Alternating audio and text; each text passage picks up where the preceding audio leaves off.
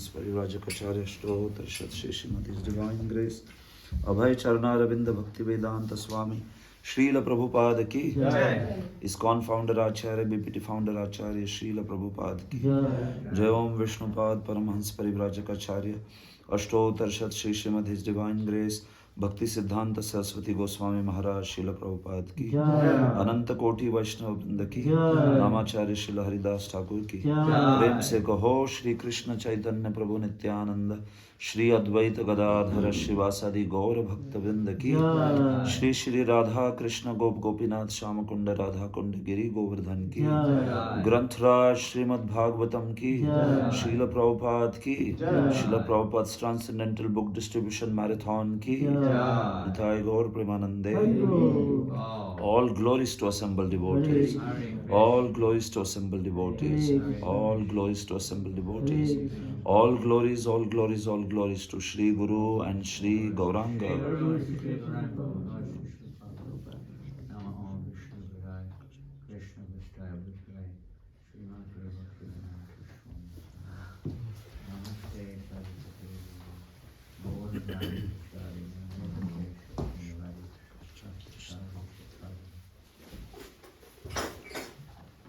Hare Krishna.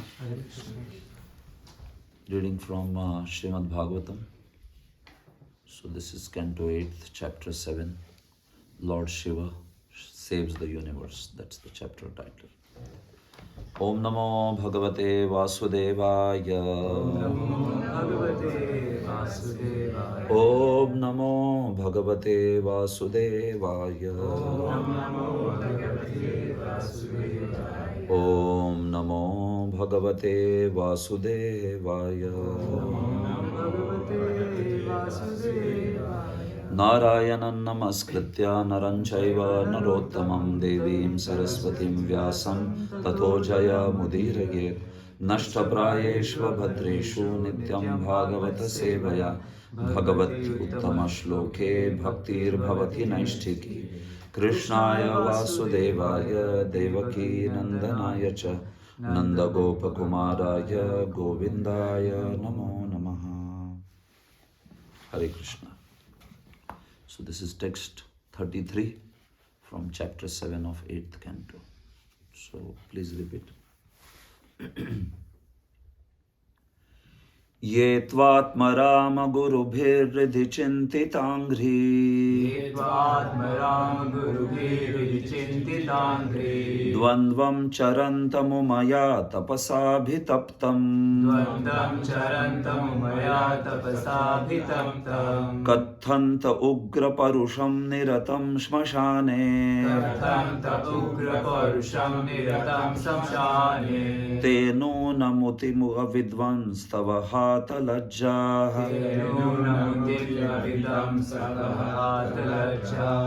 Ye tvatma rama gurubhirridhi chintitangri Dvandvam charantamumaya tapasabhitaptam Kathanta ugra parusham niratam shmashane Teno namutima vidanstavahata lajjaha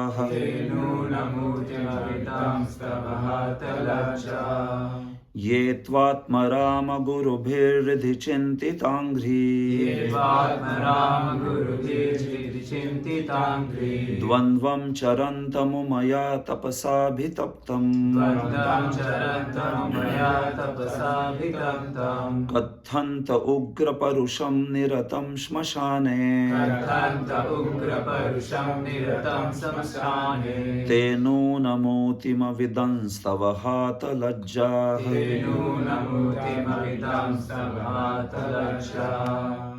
Ye tvatma rama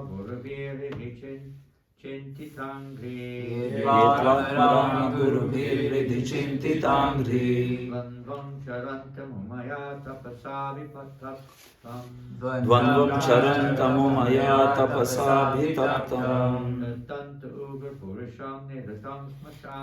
Kathanta ugra purusham niratam smashane Nunam utim avidam स्तवहातलज्जः ते नूनमूर्तिमविदंस्तव हातलज्जा Yedvatmaram guru viridi chintitangri ये त्वात्मराम गुरुभिर्विधिचिन्तिताङ्घ्रि Dvandam charantamumaya tapasa vitaptam द्वन्द्वं चरन्तमुमया तपसाभितप्तम् Katanta ugra parusham niratam shmashane कथन्त उग्रपरुषं निरतं श्मशाने Tenunamutimavidam stavahatalajja तेनूनमूतिमविदंस्तव हातलज्जा Any Mataji's want to chant?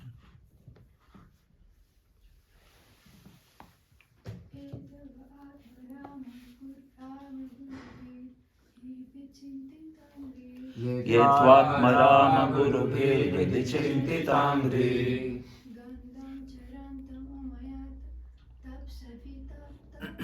द्वन्द्वं चरन्तमुमया तपसाभितप्तम्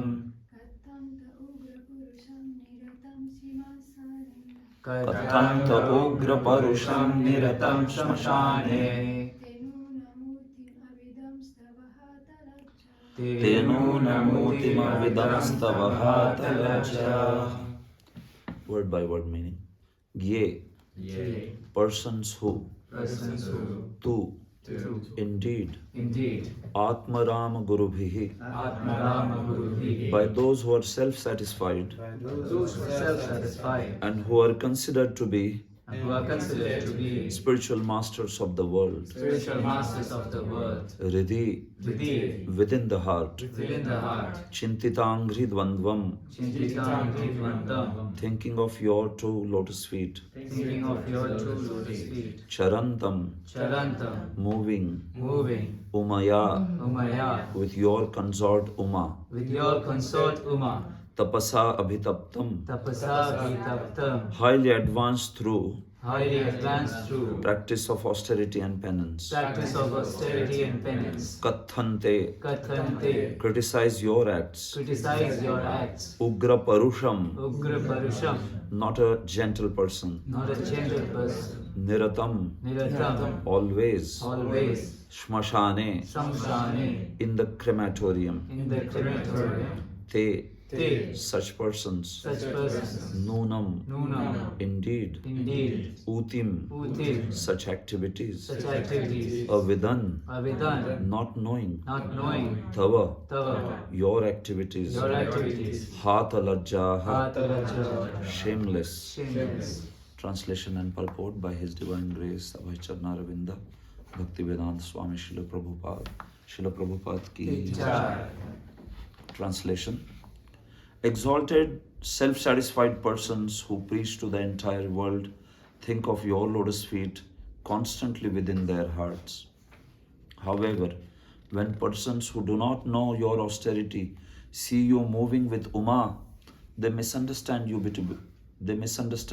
to be lusty, or when they see you wandering in the crematorium, they mistakenly think that you are ferocious and envious. Certainly they are shameless. They cannot understand your activities. Purport. Lord Shiva is the topmost Vaishnava. Vaishnavanam yatha Shambhu. It is therefore said, Vaishnavera kriya mudra Vigyena Bhujaya. Even the most intelligent person cannot understand what a Vaishnava like Lord Shiva is doing or how he is acting. Those who are conquered by lusty desires and anger cannot estimate the glories of Lord Shiva, whose position is always transcendental. In all the activities associated with lusty desires, Lord Shiva is an implement of Atmarama. Ordinary persons, therefore, should not try to understand Lord Shiva and his activities. One who tries to criticize the activities of Lord Shiva is shameless. Srila Prabhupada ki Jai.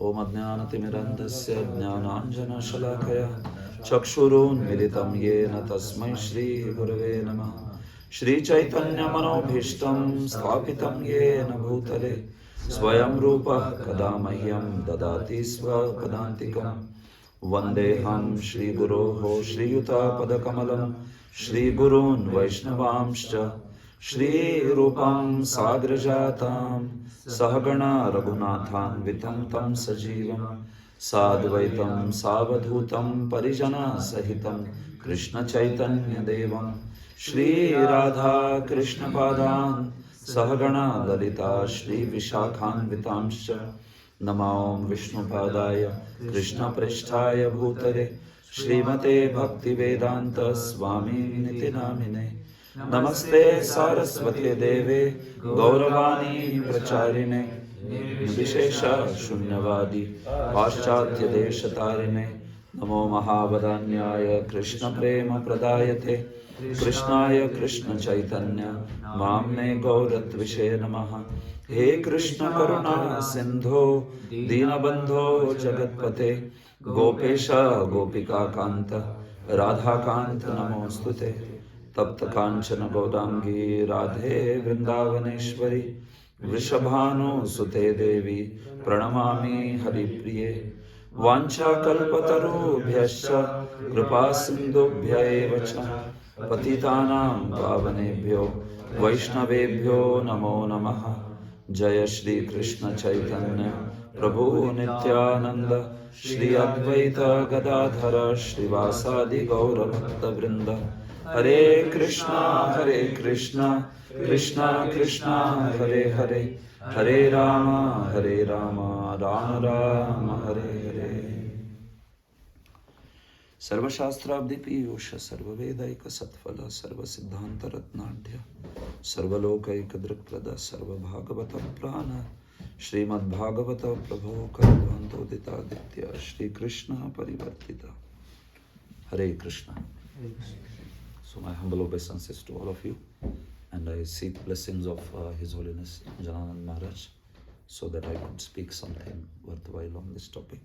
Also seek blessings of all of you assembled devotees so that I can speak something on this topic, on this verse. So we are continuing the discussion in this chapter 7, which is Lord Shiva saves the universe. And today we are seeing text number 33. So the Prajapatis continue to glorify Lord Shiva and his exalted position. So by Srila Prabhupada's purport and also by the purports of previous acharyas, we are getting insight into this wonderful section, how Lord Shiva is glorified here. Srila Prabhupada was once in Vrindavan, and in the noon time, one great magician came to meet Srila Prabhupada. You know, he was India's one of the most popular magicians, illusionist, called P.C. Sarkar. His name is P.C. Sarkar, very popular in India. I think he's no more now, but those days. So this P.C. Sarkar came and he asked Prabhupada, can I show my magic illusion to all the devotees and for your pleasure? And Prabhupada surprisingly, he said, yes. Prabhupada said, we can have. So then Prabhupada's quarters, Prabhupada sat, and then all the Gurukula boys, they became also very ecstatic. Illusionists are always very interesting people, right? There was this in US one David Copperfield who made Statue of Liberty disappear, like that, as an illusionist magician, very popular magician. So P.C. Sarkar was also very well-known magician, and then Prabhupada sat, and then all the devotees also, they sat together with Prabhupada, and then he began all the magic shows, one after another. So he gave some money in Prabhupada's hand, and then by some mantras and by some movements, he made that money disappear from Prabhupada's hand. So Prabhupada said, you are making money disappear, can you make it appear? Like that. So he said, no Swamiji, I can only make it disappear. Prabhupada said, oh, forget it then. That is all right, making money disappear. But then he was also doing a lot of other tricks. He was putting some coins and they were coming out from Prabhupada's ears. Some coins. He would give in hand of Prabhupada and they would come out from his ears. Like that. So Prabhupada was enjoying. Devotees were a little disturbed that he is making Prabhupada as object of experiment. But Prabhupada was enjoying. Oh, okay. It's coming from, okay, coming from here. Prabhupada seemed to be very much enjoying the whole magic show. This way. So then Prabhupada said, so like this he did, and it was some entertainment for devotees for some time. So then Prabhupada said, oh, you are so expert. You are making so many things disappear. Like that. So the PC Sarkar said, yes, Swamiji, I learned this, this illusion, art of illusion and all that. So Prabhupada said, you are making so many things disappear, but can you make 4 things disappear? No.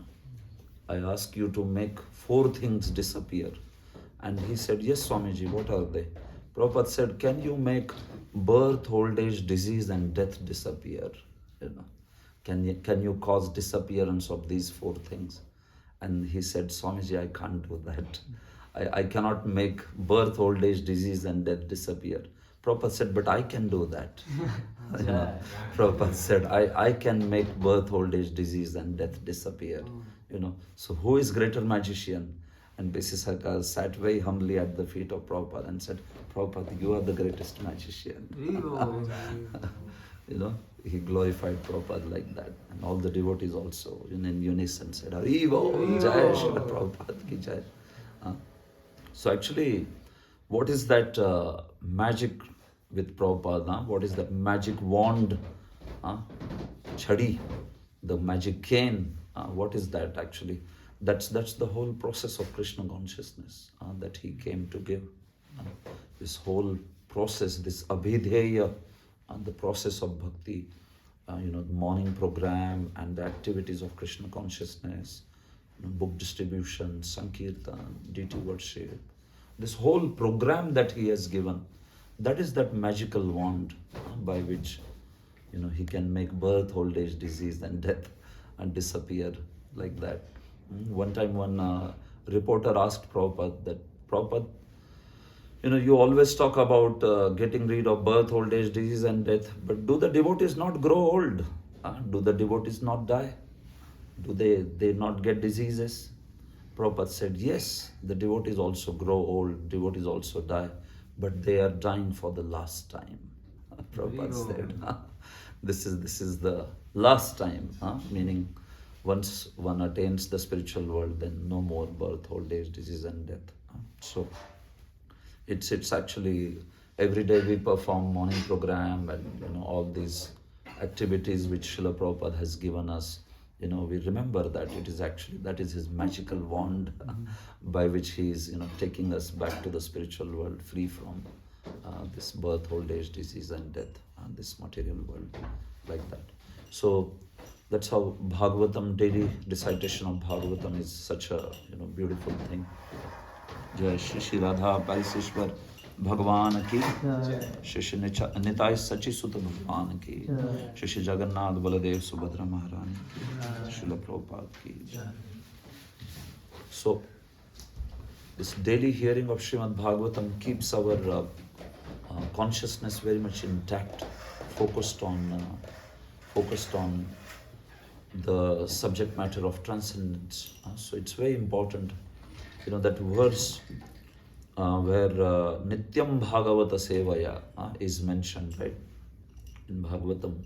So Prabhupada translated that Nityam Bhagavata Sevaya as by daily attendance, because Nityam in Sanskrit means regularly. So once a year also can be regular. Right? I come very regularly to temple. How many times? Once a year on Janmashtami. Like that. That's also. So Prabhupada made it into daily attendance in the Bhagavatam classes. So for those of you who are staying in temple, you can attend here. For those who are staying outside Grahasthas, they can, on their own they can read daily Bhagavatam sometime. They listen online. They hear now. Everybody goes on. Online. Yeah, yes. Or TV or whatever. Exactly. They live stream. This is live stream. Live, being live. So this is great now. No, it's being live They streamed. don't need to come to the temple. They don't come to the temple anymore. They just stay in their bed and So, some pros and cons of the technology. Yes. They are hearing all over the world now, but speakers from all over the world because of this whole online thing. That's a quick question. I mean, Prabhupada generally translate that regularly. Yeah. But in one sense, it's always, isn't it? Yeah, it's always. It's always, not just. Yeah. I mean, that's like beginning stage regularly, but we shouldn't limit it to just regular. Yeah, exactly. Yes. Yeah. Nityam can mean always, Nityam can mean eternal, it can mean regularly. Yes. Yes, exactly. Yes. So here we see that Prajapatis continue to glorify Shiva, and especially they are saying that those who misunderstand Lord Shiva, thinking him to be Charantam Umaya. Umaya Charantam means one who is always constantly roaming or associating with Uma, his beloved wife Parvati. So Lord Shiva is Parvati is very beloved of Shiva, and they are always together. They are many times together. So somebody looking at that particular conduct of Lord Shiva, if thinks that he is very much attached to his wife and he is just attached to that kind of conjugal pleasure. So then here the Prajapatis are saying that they don't understand Shiva actually. Atmarama Guru Bhi Radhichintitangri Dvandvam. Atmarama Guru Bhi. Those who are Atma Ramas, great self-satisfied sages like Narada and like Shuka, like Kumaras, Guru Bhi, and who are fit to act as spiritual masters of the whole world. By such people, Radhichintitangri Dvandvam, the lotus feet of Lord Shiva are always meditated upon, by these great exalted people like Narada and Shukadev and Kumaras, and those who are considering him to be just like a materialistic person or just like attached to Uma. So we can understand how fool they are. In fact, the verse is saying Hata Lajjaha. Such people who think that Lord Shiva is lusty, they themselves are lusty. That's why they have become shameless, in the sense that they are giving up all shame, that they themselves are marked with those qualities, and they are projecting, extrapolating those qualities in Lord Shiva. So that's why they are being said to be shameless. Hata Lajjaha, those who have given up all shame, because it's like, imagine somebody who is a thief himself and calls others like, hey, you thief. So how shameless he is, right? So that's the sense in which the words are being spoken, like that. Tapasa bhitaptam, and he is always immersed in austerities. He is always meditating on the Supreme Lord, Sankarsana. And he is always residing in places like crematorium, putting all the ashes on his body. Tapasa bhitaptam, he is very austere.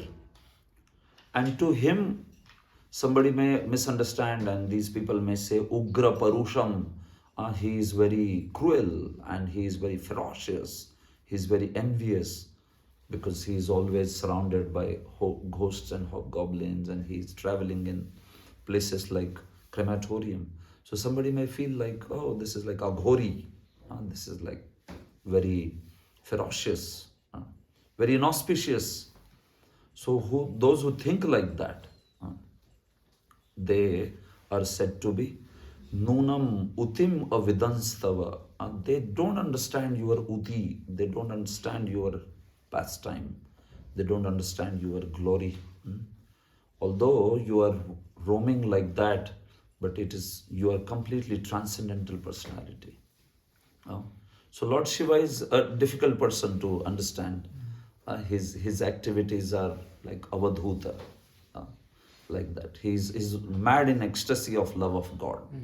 So, how he acts and all that can be very bewildering sometimes, like that. Like he's dancing in ecstasy, so he doesn't have any sense of where his clothes are falling and, what is happening with all the, ornaments. If he is wearing anything, he's just like madman. So he shows that madness of love of Godhead. That's why he acts in that particular way. When he puts all the ashes on his body, Srila Jiva Goswami comments in 4th canto, in one of the different episodes, in the episode of Kashyapa and Diti, Srila Jiva Goswami comments that when Lord Shiva is putting ashes on his body, he is showing to the whole world what is the destination of material body. See, this is the destination, ashes. It will eventually become ashes. So the temporary nature of the material world is being demonstrated by Lord Shiva, by putting those ashes on his body. Another reason he also mentions from another Puran is that Lord Shiva puts ashes, but not of ordinary people. He puts ashes of only Mahabhagavat Vaishnavas on his body. And he bathes himself with those ashes, showing that this is what is, a Mahabhagavat Vaishnava's ashes are. I would like to bathe in that. This is his mood when he's putting those ashes on his body, like that. So the temporary nature of the material world, by showing the ultimate destination of the body, and thereby inspiring people for vairagya, for renunciation. That's why Lord Shiva behaves like that, putting all the, ashes and wandering into the, smashan, meaning the crematorium. He's also very compassionate to those, lower beings like ghosts and hobgoblins and bhutas and pretas. So they are in mode of ignorance. So he also adopts, the charya, the conduct of mode of ignorance, so that then they feel, oh, he's like one of us, and then they want to worship Lord Shiva, and by that worshipping of Lord Shiva, they will also be gradually purified. They will be elevated, like that. Because, one gets attracted to the like-minded or similar conduct, right? Sajatiya, it's called. You get attracted to those who also resemble you in qualities that way. So Lord Shiva also is like that, roaming like an ignorant person. So then these lower beings get attracted to him, and that's how they are gradually elevated, like that. Even his pastimes with Uma, Parvati, they are also like very transcendental. He basically, although he is completely immersed in love of Godhead, but he is just reciprocating with Parvati's pure love for him. Parvati is a very devoted wife of Lord Shiva, and then Lord Shiva just is reciprocating with her love. But at the same time, his lotus feet remain to be worshipped by the greatest of, Atma Ramas, the greatest of personalities like Narada and Shuka and all of them. We see in the episode of Chitraketu Maharaj also, right? Chitraketu, he was, after he got the darshan of Lord Sankarsana, then he was traveling with all those Vidyadhar women. And then he saw one very unique scene, peculiar scene, in which, Parvati was sitting on the lap of Lord Shiva, and, he was embracing her by his hand, and he was giving a discourse on renunciation to the sages. This is like amazing. So that's Lord Shiva. He can do such activities. He's perfect combination of contradictions. One hand, he's embracing his wife. She's sitting on his lap, and then on other hand, he's telling how vairagya, how one should not be attached to the sense gratification. So when Chitraketu saw this, he was like very much amazed and amused that What is this? This is amazing person. Lord Shiva, he can act like this, but is he not going to bewilder other people? He is most exalted. I know his position. Even in this position, he is completely immersed in meditation on the Supreme Lord. But seeing him, others will misunderstand and others will also try to imitate him. So, he just laughed. What is this Lord Shiva bewildering people like that? This was his mood towards the whole thing. Actually, this sort of thought was also inspired by Lord's desire. Yes. The Vishwanath Chakravarti and even Prabhupada mentions there very clearly that this kind of thought would not have come in his mind. But because Lord wanted to very quickly bring him closer to him, Antike, Samipam, meaning Lord wanted to do that thing that very quickly he wanted to bring him to his lotus feet. So he sort of inspired that kind of thought and conduct towards him. So once Lord desires to bewilder, then you can talk about other things. Whether it was appropriate, it was inappropriate, and whether he had some pride because he saw Lord Sankarshan. See, this is all after Lord has inspired the desire. So Acharyas always clarify. First you understand the cause very nicely. The causation should be understood, and then you take lessons from there. Yes. Like Bharat Maharaj. Bharat Maharaj's fall is also caused by Lord's desire. It had nothing to do with his inattention or offense or anything. No, Lord wanted. He wanted to demonstrate a certain principle by making him fall from that position. So it was completely Ishwarecha. But once that is understood, that it is caused by Lord's desire, you can also learn some practical lessons from there. Like we learn that Bharat Maharaj, then how it's important to have the association. Vishwanath Chakravarti also himself says that he should have put himself under the shelter of Guru, because he was not under the shelter of Guru. That was the cause that he fell like that. Otherwise, it is not very common that somebody falls from a position of bhava. He was already on the bhava stage, so nobody falls from bhava. It doesn't happen. Bhava means you are already there. You're just going back home now. The only reason one can fall from bhava is one offends a very exalted devotee, one who is like one who is Mahabhagavad, and if he offends, which is very unlikely on stage of bhava, right? Why will a person offend this way? So otherwise nobody falls from that position. But still in Bharat Maharaj's case, we see that he fell from that position. So this was completely inspired and desired by Supreme Lord. So when you analyze Bhagavatam characters, although you can take the lessons, but you should also understand whether that particular devotee is at fault or not. So in case of Bharat Maharaj, his fall is completely as per desire of the Lord, to teach us some lessons, right? Like Prabhupada would give example of Indian mother-in-law, So when Indian mother-in-law wants to teach something to the newly arrived daughter-in-law, so she will say, correct her daughter, because the daughter-in-law has newly arrived. So if she corrects her directly, she will be like scared and she will feel very terrified. So if she sees daughter-in-law is doing something not properly, so she will tell the daughter, mother-in-law will tell the daughter, hey, you should not put that glass here. Now daughter knows that you should not put the glass here. But who doesn't know? Daughter-in-law doesn't know. So she is telling the daughter, you should not put the glass there. The position of glass is there. Okay. So then daughter-in-law hears, oh, okay, it's there. So she learns the lesson. So that's how Krishna arranges pastimes like Bharat Maharaj or Chitraketu to teach us something. Even illusion of Arjuna is also like that. Arjuna is a pure devotee.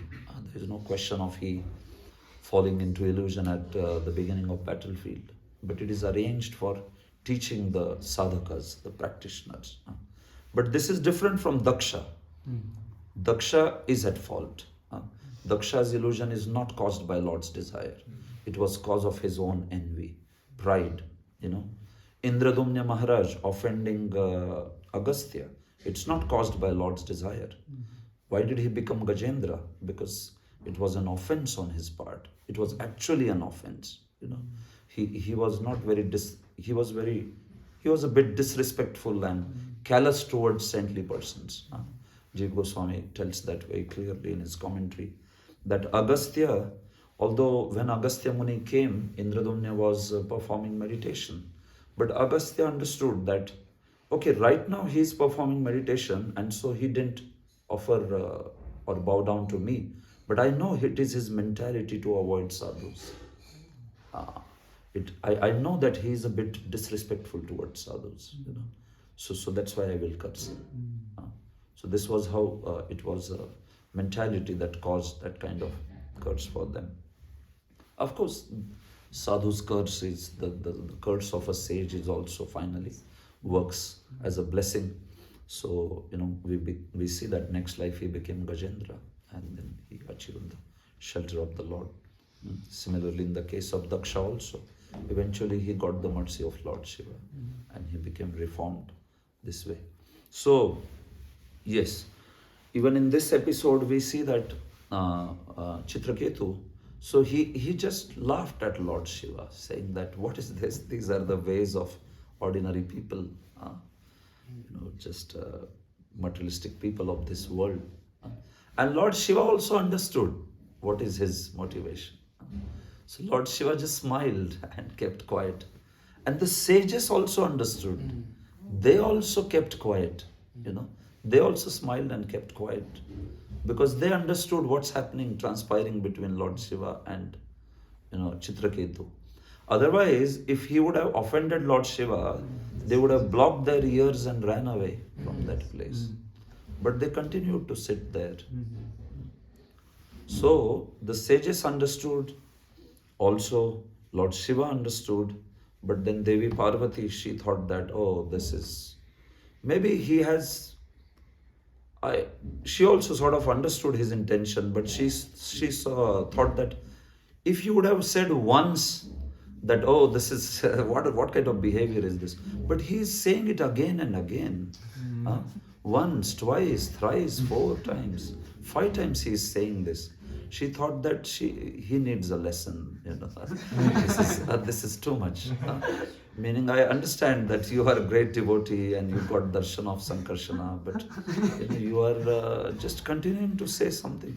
There also 3-4 verses he speaks. He's speaking on Lord Shiva's comments. So Parvati found that his words were a little bit more than needed. Like that. And then that's why she decided that, I would curse him. He should be brought to the ground, like that. And then she cursed, and then after cursing, she also realized that actually he is a great devotee. After cursing, she realized also. So she called him also with great love. She said, my dear son, putra, like that. So it's a mixed emotion there for Parvati. But then we see that Chitraketu was perfectly in bliss. He just accepted that as Lord's desire. Narayana para sarve na kutaschana bibhyati swarga pavarga narkeshu apitulyartha darshina. The devotees of Lord Narayan, they accept everything, all situations, coming to them as mercy of the Lord. That way. So that's what Chitraketu is showing here. So that's how Lord Shiva may be externally seen like that. His activities may be very bewildering, but actually he is very, very exalted. He is always immersed in the meditation on the Supreme Lord. And that's why devotees, they understand this position of Lord Shiva, and we worship Lord Shiva as the most exalted Vaishnava.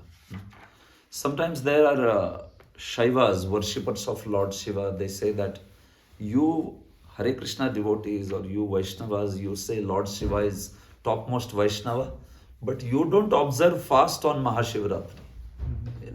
They say that you don't observe fast on Mahashivratri. Especially in India, everybody observes fast on Lord Mahashivratri. What is that? Mahashivratri is the day when Lord Shiva, got married to Parvati. That's the day. It's also the day when Lord Shiva drank the poison. Yeah, the pastime of drinking the poison happened on the day of Mahashivratri. Sometimes it's also considered the day of Lord Shiva's appearance. So all these versions are mentioned in Shiva Puran. Once I spoke on the occasion of Mahashivratri. So I had done some study and research on that. So Sanatana Goswami tells that, he resolves this controversy of devotees should do Mahashivaratri Vrata or not, the fasting on the day of Lord Shiva's getting married.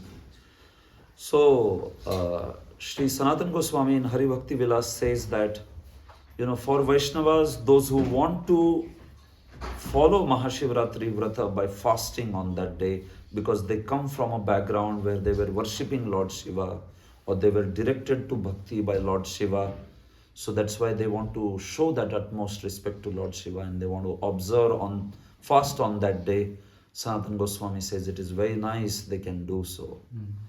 And then he also quotes some other Shastras and says that as far as Vaishnavas are concerned, Lord Shiva is very happy on the day of his marriage. They enjoy nice feast.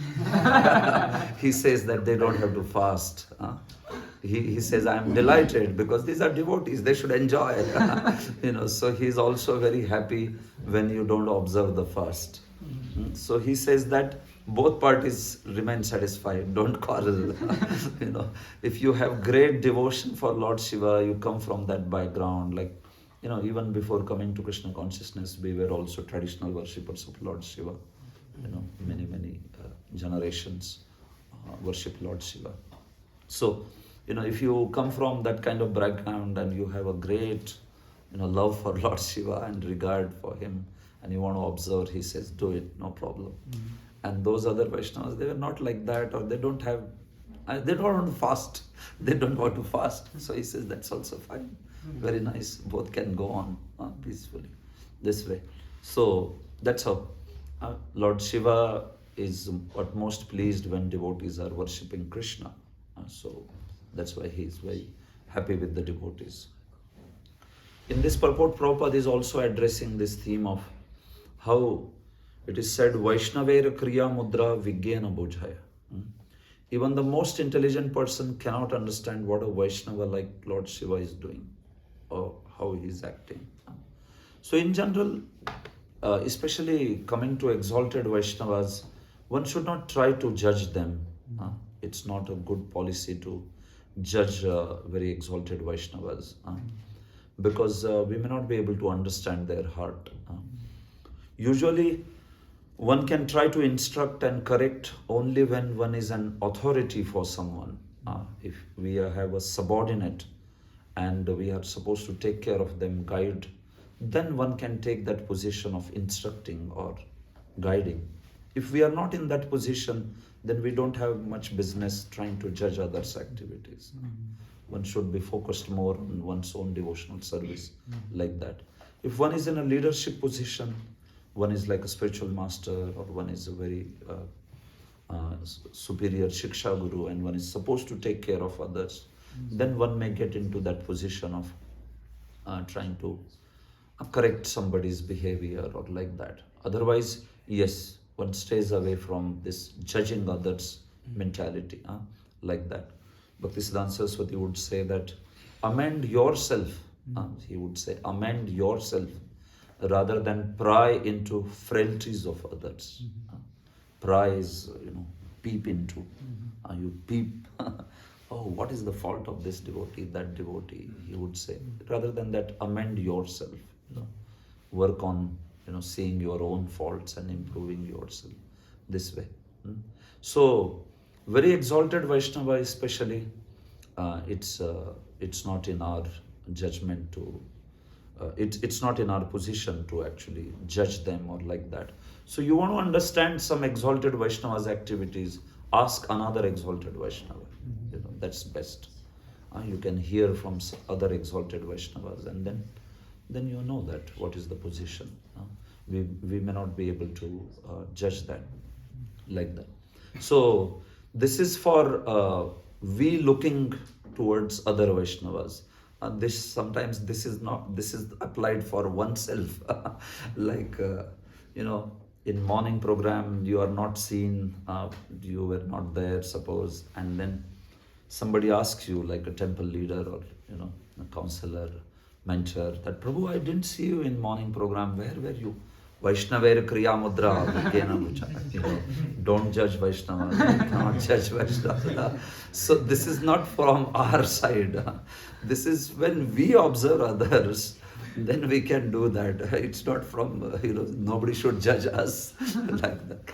No. From our side, we are most open to receive correction and to receive feedback. We can, in fact, proactively ask devotees, if you see me doing anything wrong, or you want to give any feedback, please correct me. I wish to learn and be a better devotee. Like that. So that's how Vaishnaver Kriya Mudra Vigyena Bhujaya. So, especially not understanding a Vaishnava's position, and then one criticizes or like that, it can be a big offense then. Especially one speaks by his body, meaning one acts or one speaks also words, then that offense can become a very serious offense. And something which is in mind is still less severe, but the offense in the mind, mental offense. But especially if it comes in words and also in actions, then it becomes extremely severe. One will get some reaction for that. Even the mental one is not good, because what's in the mind will soon come into actions or words, right? But yes, still, at least in the mind, if it is there, we can approach devotees and say, try to, improve our consciousness. But if it comes in words or like that, then we should just go and beg forgiveness from that particular devotee whom we offended. Bhaktisiddhanta Saraswati gives a story of one man who was trying to spit on the sky. You spit on the sky, what happens? It comes back. It comes back on you. It will just fall on your head this way. So similarly, he said that great exalted Vaishnavas are like sky. And because of our limited vision, you spit on them by trying to criticize them or blaspheme them, and it just falls on your own. They can never be touched, because sky, your spit will never reach the sky like that, but it will fall on you. So you become the loser instead, completely. So the intended effect of your criticism never reached them, but on the other hand, you only became very fallen, very abominable by criticizing great Vaishnava.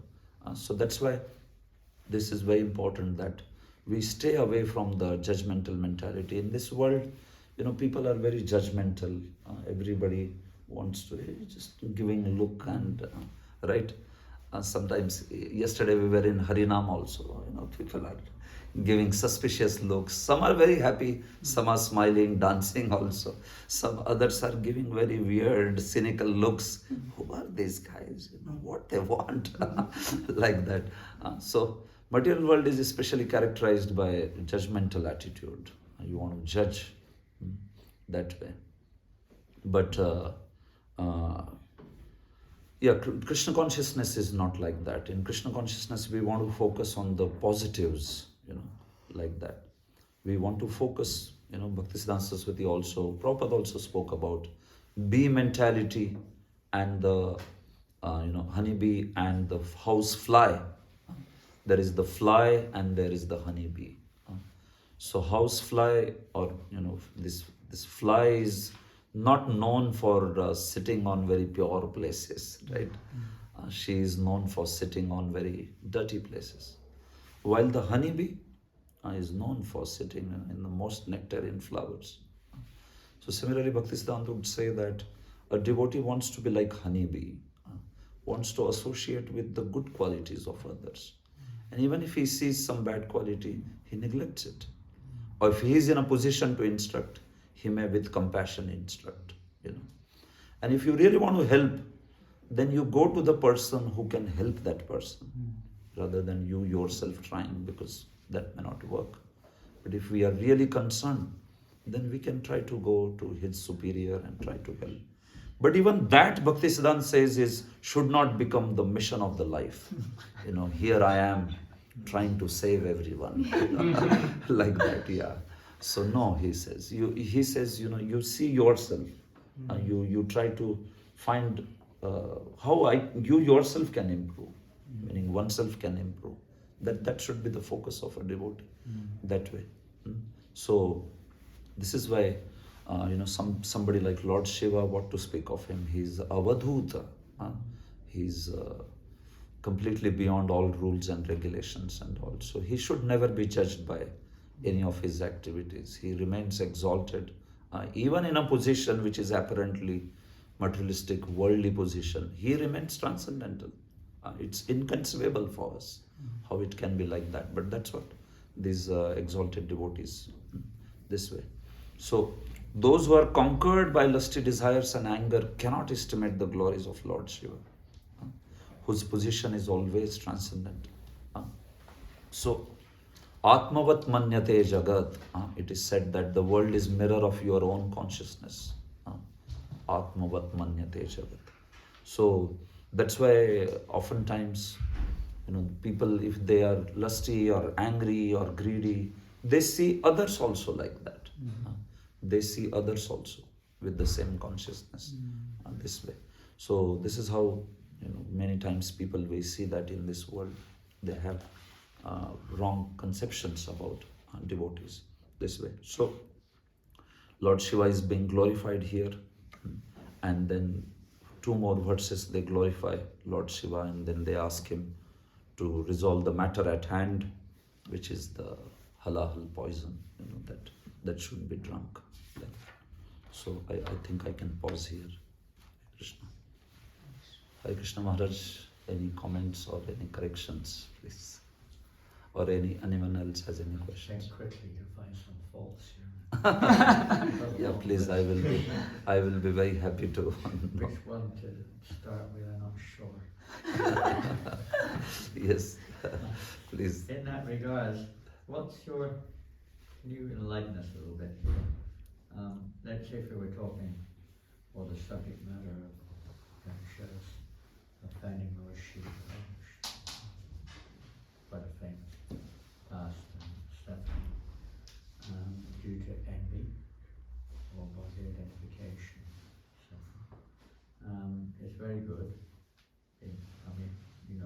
Bhagavatam says it's very good that such envy on such persons' account causes their fall down, so it's another aspect of they're diminished by the dust of the feet of great personalities. Yeah. So, we hear this a lot, the dust of the feet of great personalities. What are we, in simple terms, what are we referring to here? The dust of the feet of great personalities. Meaning, especially for that statement, they are diminished by the dust of the.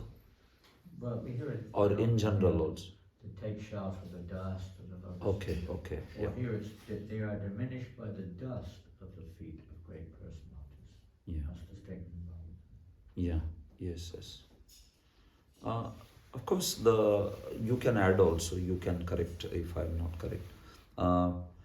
The dust of the great personalities of God, the great personalities who are devotees of Supreme Lord, Prabhupada did speak about how actually their instructions, how their service or instruction is actually the dust of their lotus feet. So whenever Prabhupada spoke about devotees asking for dust of your lotus feet, so Prabhupada said that the dust of lotus feet of a spiritual master is achieved by following his instructions. It's like it's that mentality of one situated at the feet, at the dust of the lotus feet of a guru or spiritual master. So that mentality means you want to carry out his instructions. You seek that instruction and you want to carry out for his pleasure. Otherwise, just there are some people who just want to take the dust of spiritual master's lotus feet. And Prabhupada said, if I instruct him, please do this for me. No, Guru Maharaj, I don't have time. But then he's very eager to take the dust just like that. So that is not really real mood of being at the dust of the lotus feet of spiritual master. One also wants to execute this way. Now, especially in this statement where that they are diminished by the dust of the lotus feet of great devotees.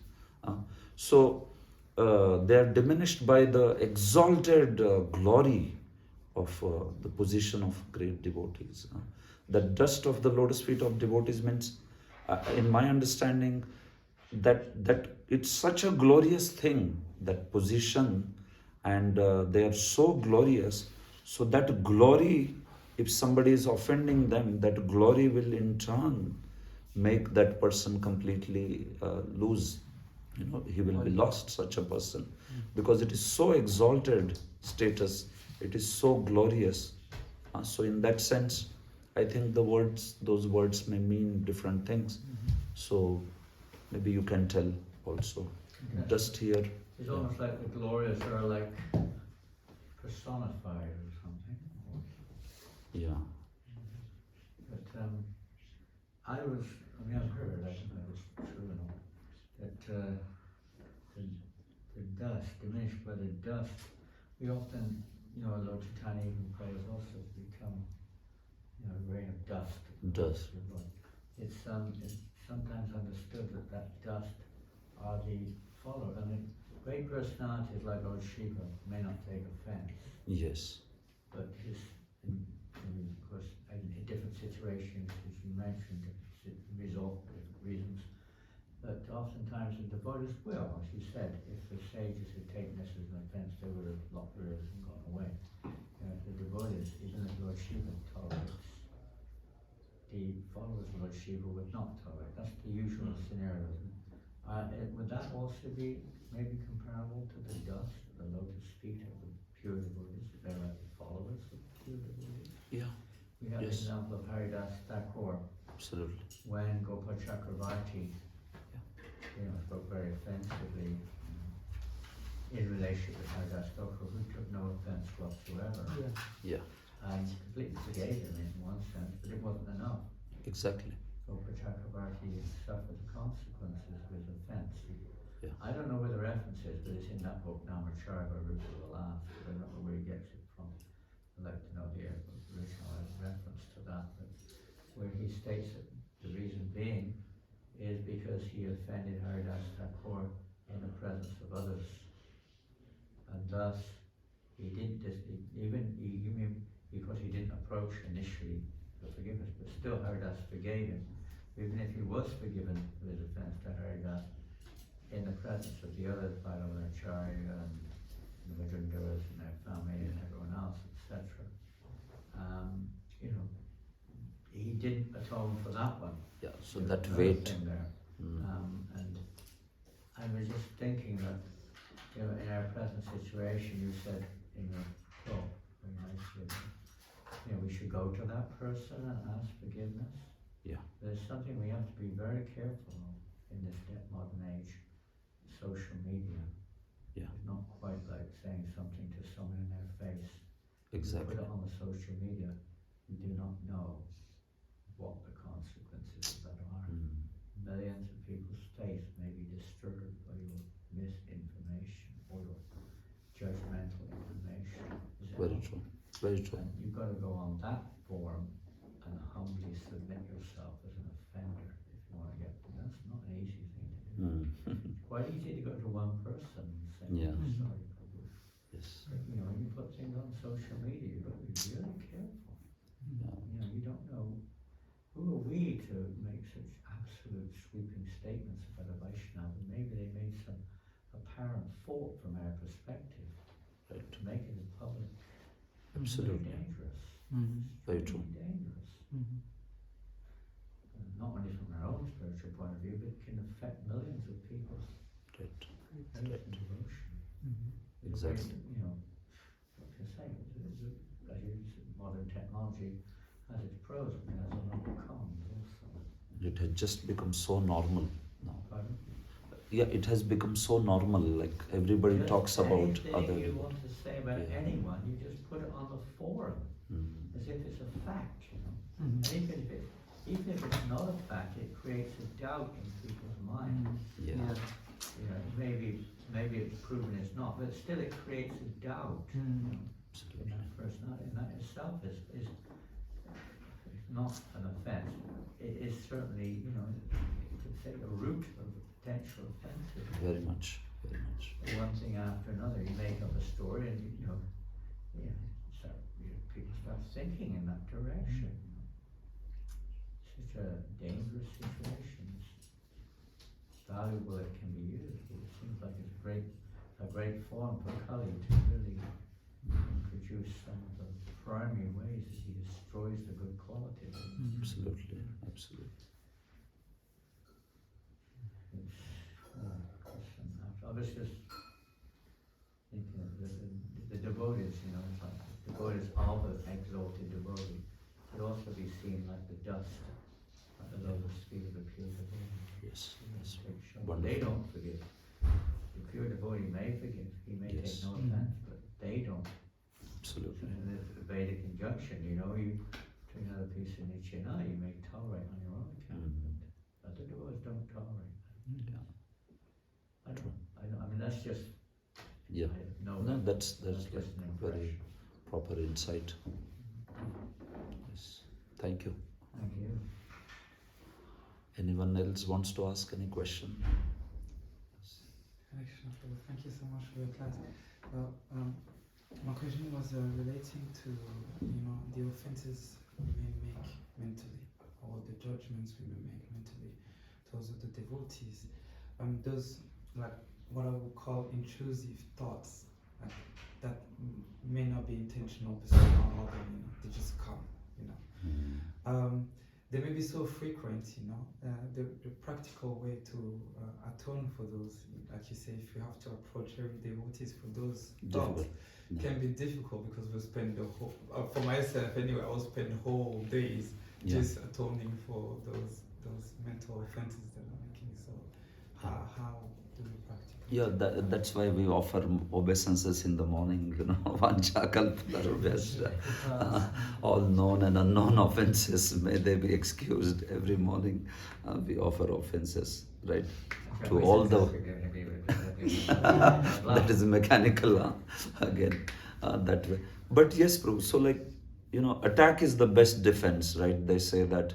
So actually getting rid of negative, if that is only possible if we are focusing on positive, If we can train our mind to look for devotees' look for devotees' glories and positive attributes, then the thoughts in the mind where we are trying to judge others or like that will slowly dwindle, and that mentality will go away, like that. So that's how it has to be. You have to one has to positively work on that, especially if I come with that mentality where I have a lot of judgmental attitude, so then I would strive very much to look good in every devotee and make sure to express it, glorify it, not like be tight-lipped to, I saw he was doing well. No, you go and speak to him. Yes, I saw you in morning, how nicely you were singing, how nicely you were cleaning.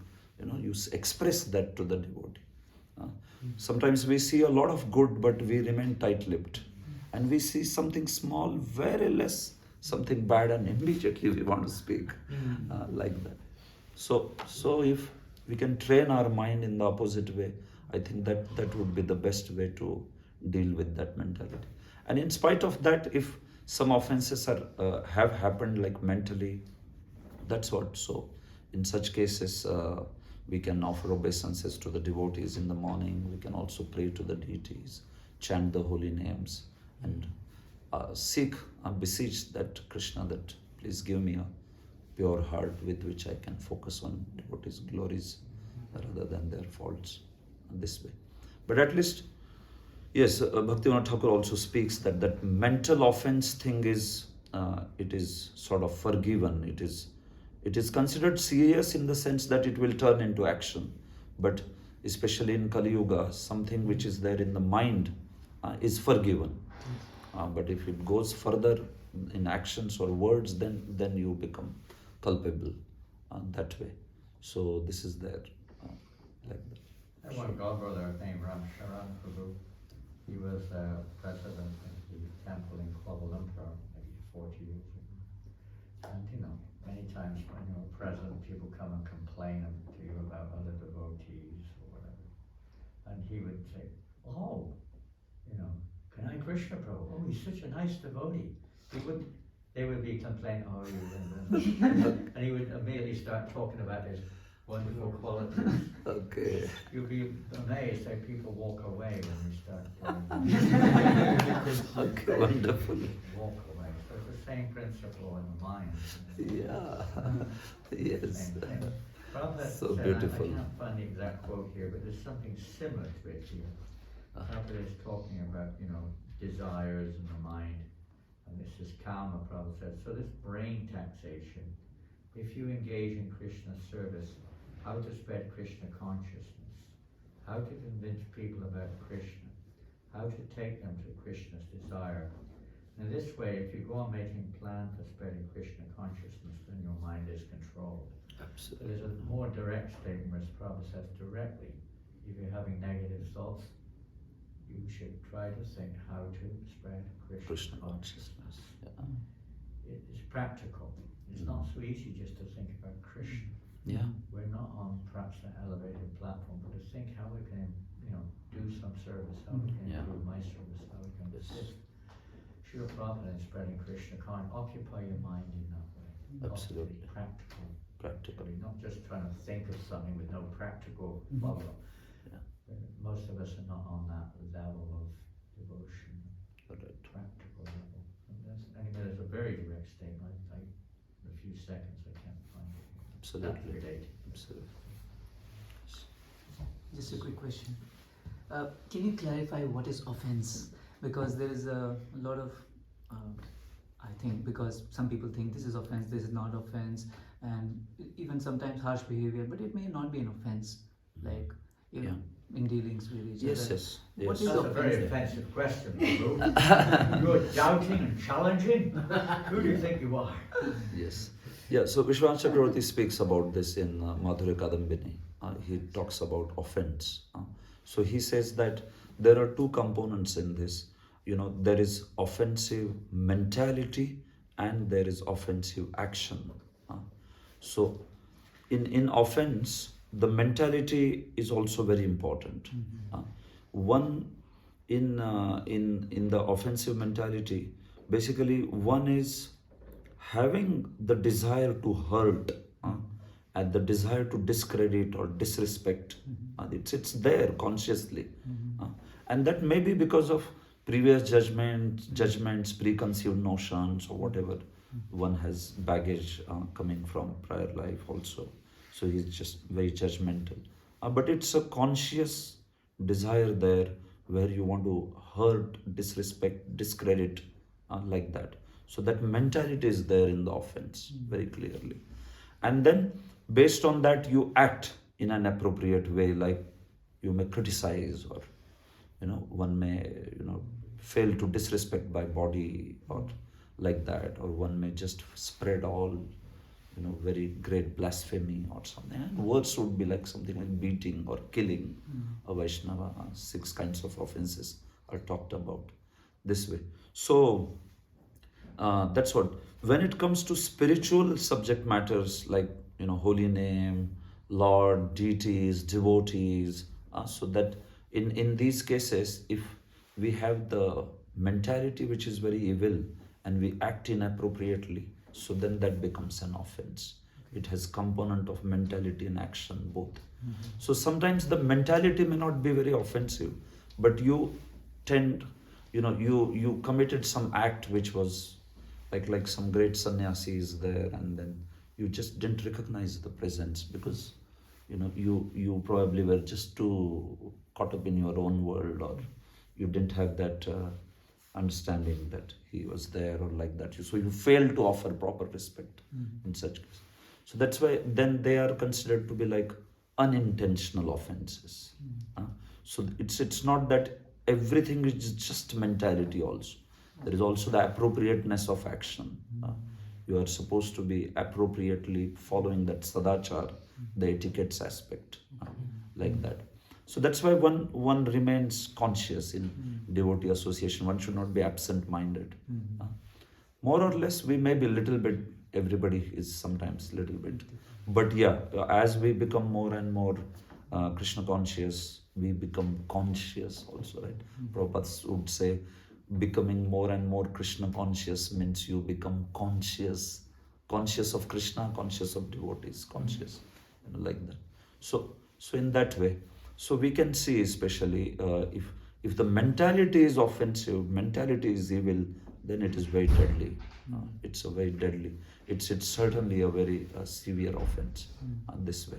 So one can try to, in this way, see one's mentality and be appropriate with our actions also, follow the proper etiquettes. Then one will be able to avoid the offenses this way, like that.